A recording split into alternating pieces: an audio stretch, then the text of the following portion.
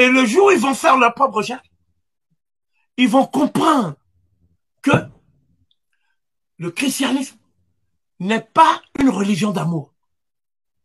C'est une religion de prédation, d'assimilation, de destruction de nos valeurs. Et par conséquent, un instrument aux mains de l'impérialisme occidental. C'est pas pour rien que les Chinois n'en ont pas voulu. C'est pas pour rien que les Japonais n'en ont pas voulu. C'est pas pour rien que les Coréens du Nord n'en ont pas voulu.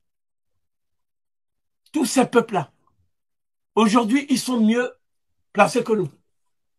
Si Jésus, lorsqu'on embrasse la foi, pouvait libérer les gens, leur donner la souveraineté, la nourriture, tout ça.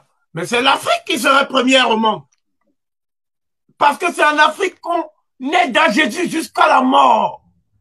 Je connais des gens qui dorment à l'église. L'église est devenue leur maison. Et la nuit, ils demandent, Jésus, viens nous voir. On a quitté notre maison pour faire des veillées. Des gens qui font des veillées pendant 30 jours consécutifs. Tu vois. Et tu les vois. Ils sont comme des loques parce qu'ils n'ont pas dormi pendant 3 jours. Soit disant qu'ils sont en train, sous les bougies, de demander à Jésus, s'il te plaît, sauve-nous. Mais Jésus ne peut pas vous sauver parce que c'est Paul qui a inventé Jésus.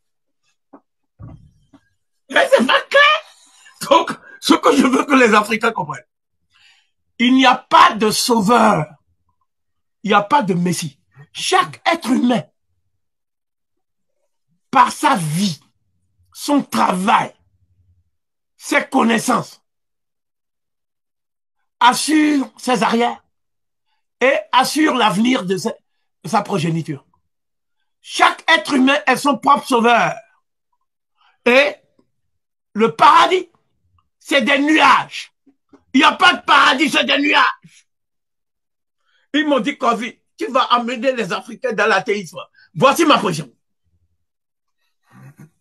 En fait, ce qu'on appelle le paradis, c'est un arrière-monde inventé par ceux qui jouissent sur terre et prennent toutes les richesses de la terre. Je vais même être plus explicite.